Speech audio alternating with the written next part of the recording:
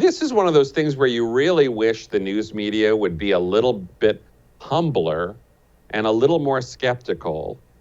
But these were the Trump years. They really wanted to believe that Trump voters, that there were a lot of Trump voters in downtown Chicago.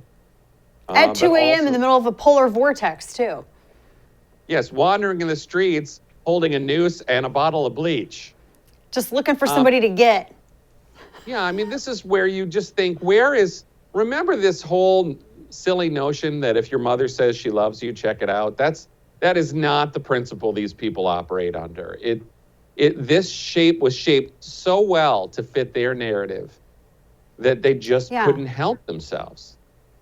What gets me, too, is that somehow displaying any kind of, not hesitancy from maliciousness, but just as you were just talking about, responsibility and doing due diligence as your profession, that was viewed as, well, I guess you're just racist MAGA now. The left has created this giant boogeyman that they're so terrified to even ask questions as part of their own job, because they're terrified that their own base is going to think that they're maybe aligning with MAGA, they're aligning with Republicans somehow if they ask a question. I mean, that's I think the new standard of measure now in journalism.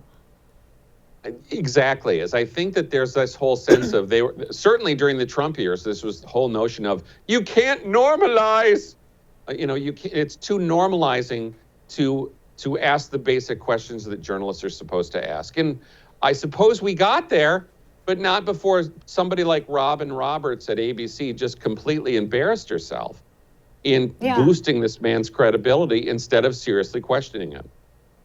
And don't you think that she has, I mean, this is kind of rhetorical, but let me ask it like this. Is there any way, do you think that she has to address this, right? Because this was Good Morning America.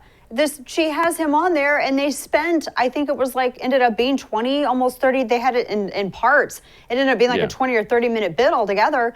And they were talking about, I don't know if I could heal after this because, of what was done to me, Robin. And Robin's like, oh, yes, it's so horrible. And she just she gave legitimacy to his claims by using her platform and ABC as a way of showcasing this. Doesn't she have some kind of responsibility to go out and say, you know what, we got this one wrong, and maybe we got it wrong because we were so eager because we're racist, because we totally bought into it? They did do about 18 minutes, but that's not counting all the blurbs and promos, and I'm sure they promoted the show on all their primetime shows coming up tomorrow.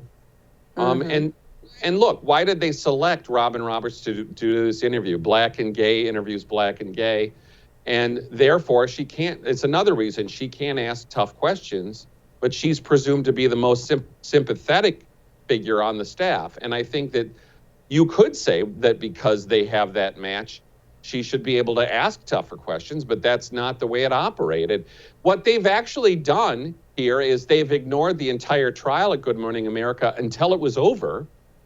And then frankly, they haven't touched it, and we counted 666 days that they haven't done this. And Robin Roberts, whether she manages her own Twitter account or she has people, they've been blocking everybody that's asking her questions.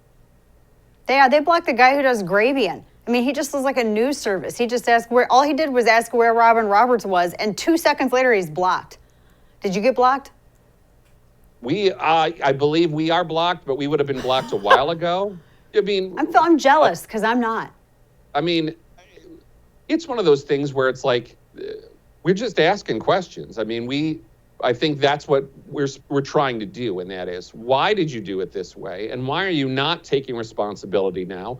It would be responsible to have a 2 or 3 minute segment saying, gosh, we got that wrong, people. But that's what's wrong with television news is, they want to run around saying that Trump is shameless about lying. Well, if they want to be the opposite, then they shouldn't be so shameless when they get something this wrong. They should actually have a segment that says, we got it wrong, we'll try to do better the next time.